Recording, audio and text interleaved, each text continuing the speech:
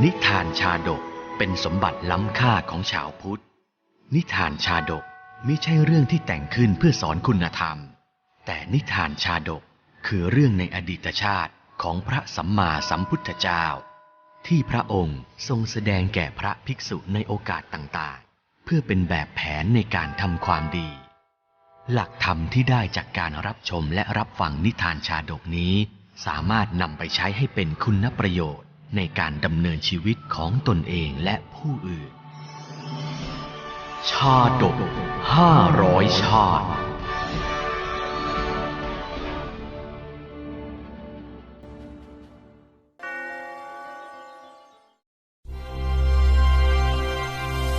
วัตตกชาดกอำนาจแห่งการตั้งสัตยาธิษฐาน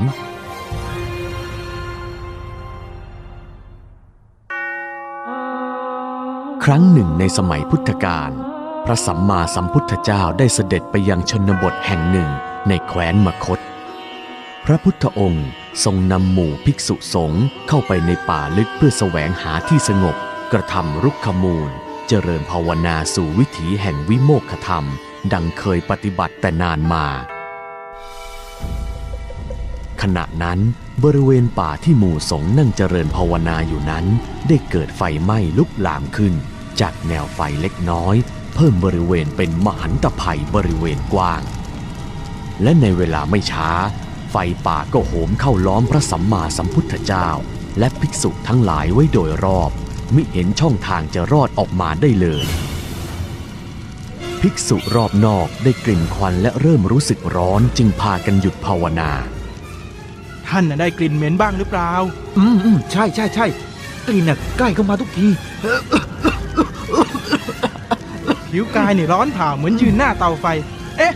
หรือว่าไฟไหม้ป่านั่นไงท่านไฟลุกไหม้อยู่ทางโน้นจริงๆด้วยโอ้ยเร็วเข้าหนีไปข้างหน้ากันเถอะนั่นเสียงใครดังอยู่ข้างนอกเอะอะโวยวายอะไรกันโอ้นั่นไฟไหม้นี่แย่แล้วไฟมันลามเข้ามาทางนี้ด้วยหนีกันเถอะโอ้ยแย่แล้วไฟไหม้หนีเร็วในไม่ช้าพระสงฆ์ทุกรูปก็ถอยมารวมกลุ่มกันกลางวงล้อมของไฟทุกรูปต่างหวาดกลัวและมองหาทางหลบหนีไฟป่าช่างน่ากลัวเหลือเกินแล้วนี่พวกเราจะหนีไปทางไหนกันดีล่ะโอ้ยร้อนจริงๆเลยเหม็นกลิ่นควันด้วยโอ้ท่านมองทางนั้นสิไฟลุกลามไหม้ต้นไม้ใหญ่แล้วทำยังไงดีล่ะแย่แล้วพวกเราไฟป่าลามเข้ามาจะถึงตัวเราแล้วใครก็ได้ช่วยหยุดไฟป่าพวกนี้ทีเราช่วยกันหาอะไรมาขวางมันไว้ดีไหมอย่างน้อยไฟจะได้ไหม้มาทางเราช้าลงจะหยุดมันได้จริงเหรอท่านเรากลัวว่ามันจะยิ่งลามเข้ามานะสิไม่รู้แหละดีกว่าอยู่เฉยๆหรือจะเอาไฟไปจุดเพื่อให้ไฟกับไฟปะทะกันก็น่าจะพอหยุดยั้งได้บ้างนะช้าก่อนเถิดพวกเราต้องไม่ลืมว่ากำลังตามเสด็จพระสัมมาสัมพุทธเจ้าผู้มากยิ่งในพระบารมีอยู่นั่นสินะพระองค์ต้องช่วยเราได้แน่ๆถูกแล้วเราจึงไม่ควรกระทำสิ่งใดโดยพละการดังเหมือนไม่เคารพในพระองค์ซึ่งอุปมาว่าอยู่ภายใต้พระจันทร์และพระอาทิตย์แต่มองไม่เห็นแสงสว่างเช่นนี้แล้วท่านจะให้พวกเราทำเช่นไรไฟลุกไหม้เข้ามาทุกทีแล้วหากเราไม่ทำการแก้ไขไฟอาจจะลุกลามไหม้ถึงพระองค์ก็ได้ไม่หรอกนะท่านเราควรไปเฝ้าพระบรมศาสดาขอพระบารมีมาดับทุกข์ร้อนครั้งนี้กันดีกว่างั้นเรารีบไปเฝ้าพระศาสดากันเถอะภิกษุทั้งหลายเมื่อได้สติก็พากันตั้งสมาธิไว้มิให้ตกใจตื่นกลัวพุทธังสรณังคัจฉามิจากนั้นก็พากันไปเฝ้าพระพุทธองค์ซึ่งประทับอยู่ณกึ่งกลางวงล้อมของไฟป่าเช่นกันในตอนนั้นเปลวไฟไหม้โหมหนักขึ้นเพราะแรงลมจัดแต่เมื่อไฟโชนเข้าไปใกล้บริเวณที่พระพุทธองค์ประทับทันใดนั้นก็พลันเกิดเหตุอัศจรรย์ไฟอันประทุโชติช่วงกลับหยุดสนิทดับสิ้นดุจคบเพลิงที่จุ่มลงน้ำแล้วพากันดับวูบลงแผ่กว้างเป็นรัศมีรายรอบประมาณ5 เส้นพระภิกษุทั้งหลายเห็นพระพุทธบารมีเช่นนั้นก็พากันสรรเสริญโดยเคารพ ทรงมีอานุภาพนัก แม้ไฟป่าซึ่งเป็นธรรมชาติก็ไม่อาจไหม้มาถึงที่ประทับได้เลย ช่างน่าอัศจรรย์จริงๆ สาธุ พระบรมศาสดาสัมมาสัมพุทธเจ้าเมื่อได้สดับถ้อยคำดังนั้นจึงทรงระลึกชาติด้วยบุพเพนิวาสานุสติญาณเมื่อครั้งเคยผจญอัคคีในป่าใหญ่แห่งนี้ขึ้น ดูก่อนภิกษุทั้งหลาย การที่ไฟไหม้เข้ามาถึงบริเวณนี้แล้วดับลงเองนั้นมิใช่เป็นเพราะอานุภาพของตถาคตในบัดนี้แต่เป็นเพราะอำนาจแห่งสัตยาธิฐานของตถาคตในชาติก่อนโน้นและนับแต่ชาตินั้นมาที่บริเวณนี้ไฟจักไม่ไหม้เป็นอันขาดและจะเป็นเช่นนี้ตลอดกาล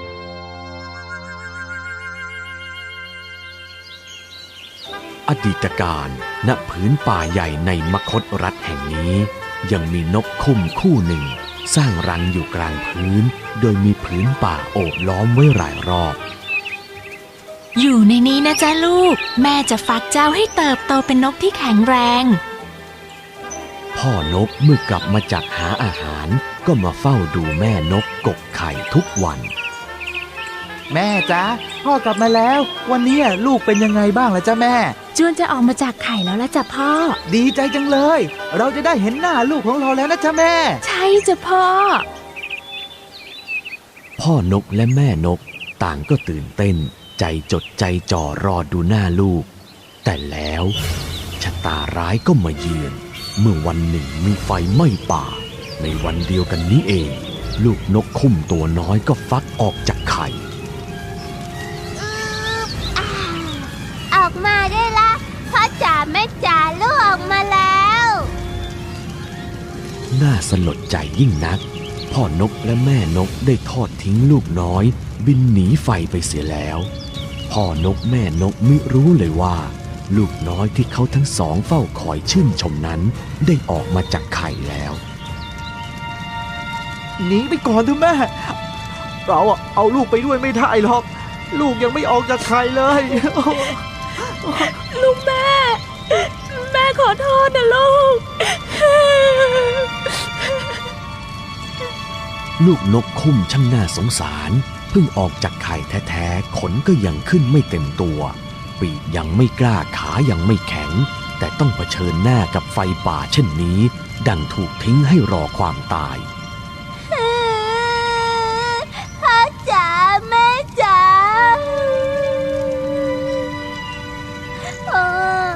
นี่ถ้าปีกเรามีขนพอจะบินได้เราก็คงจะบินหนีไปถ้าเท้าและขามีแรงพอก็จะเดินหนีไปไม่รอความตายอยู่เช่นนี้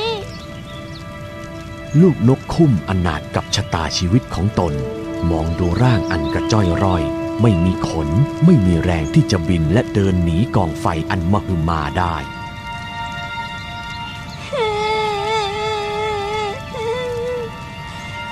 ดูเอาเถิดแม้แต่พ่อแม่ของเรายังทิ้งเราเพื่อเอาชีวิตรอดเราไม่มีที่พึ่งใดๆอีกแล้วด้วยอานิสงส์แห่งความดีที่ได้ตั้งใจทำมานับพบนับชาติไม่ถ้วนทำให้ลูกนกคุ้มคุมสติได้โดยดีทั้งยังรำลึกคุณแห่งศีลและสัจจะได้ว่ามีอยู่จริงมีอยู่คู่โลกตลอดมาเมื่อไม่มีใครช่วยก็คงต้องช่วยตัวเองลูกนกคุ้มระลึกถึงคุณของพระสัมมาสัมพุทธเจ้าทั้งหลายในอดีตคุณของพระธรรมคุณแห่งศีลที่มีอยู่ในโลกขึ้นทำสัตยาธิฐานปีกของเรามีอยู่แต่บินไม่ได้เท้าทั้งสองมีอยู่ก็เดินไม่ได้พ่อแม่เรามีอยู่แต่บินหนีไปด้วยสัจจะวาจานี้ไฟเอ๋ยจงถอยกลับไปเสียเถิดอย่าได้ทำอันตรายแก่เราและสัตว์ทั้งหลายเลยด้วยบุญบารมีที่ลูกนกคุ้มเคยบำเพ็ญมานับพบนับชาติไม่ถ้วนและด้วยแรงอธิษฐานนี้ เปลวไฟที่รุกไล่เข้ามาจึงดับสนิทลงในทันทีทันใดและด้วยแรงอธิษฐานนั้นป่าในรัศมี5 เส้นจากรังนกคุ้มบริเวณนี้จึงไม่เคยมีอันตรายจากไฟป่าแม้แต่สักครั้งสืบมาจนถึงพุทธกาลสมัยเมื่อจบพระธรรมเทศนาแล้วพระพุทธองค์ทรงแสดงอริยสัจ 4โดยอเนกปริยายภิกษุในที่นั้นบังเกิดความปรีดาปราโมทย์ต่อการสดับพระธรรมนั้นและเข้าถึงกายธรรมอันลุ่มลึกโดยทั่วท้วนในสมัยพุทธกาลพ่อแม่ของลูกนกคุ้ม